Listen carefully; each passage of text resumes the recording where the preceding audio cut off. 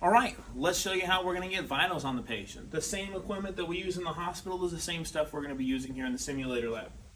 So you can choose to use the temporal artery thermometer or the oral thermometer, however you want. Temporal artery scanner, grabbing over the patient, pressing, scan.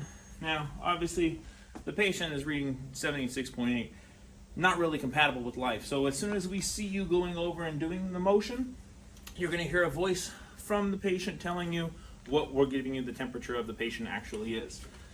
Same thing if you do it orally. As soon as you stick the thermometer in the mouth, magically the patient is going to respond with what the temperature for the scenario is.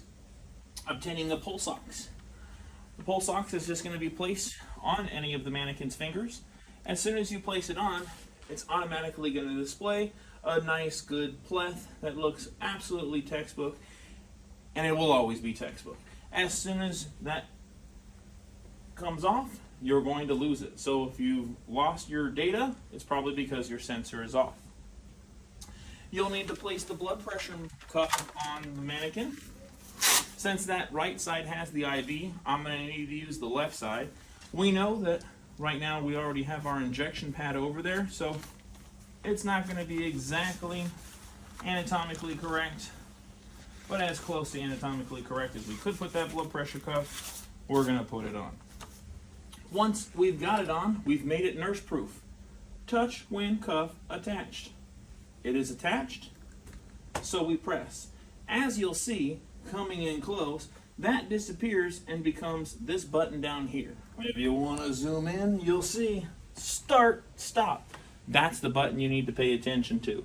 As soon as you press it once, you're going to get an auditory feedback that, hey, it's checking a blood pressure. The machine's going to go off, get your blood pressure. When it's done, the number will display right here. Hey, I gave my patient a blood pressure medicine. I think I need to recheck their blood pressure in a couple minutes. Guess what you're going to do? Just press the start button again. Don't overwhelm your thought process, guys. We make it nurse proof here. 120/80, I'm a good normal pressure, but all of a sudden, let's say again, the patient went unconscious. I gave him a blood pressure medicine. I want to say I'm wanting to recheck it. Just press that start button all over again. We want to put cardiac leads on the patient. In order to obtain their heart rate and their respirations, we need to put the leads on. In most hospitals, you'll see a 5-lead system. We only make you responsible for learning the 3 leads. So, there's lots of phrases.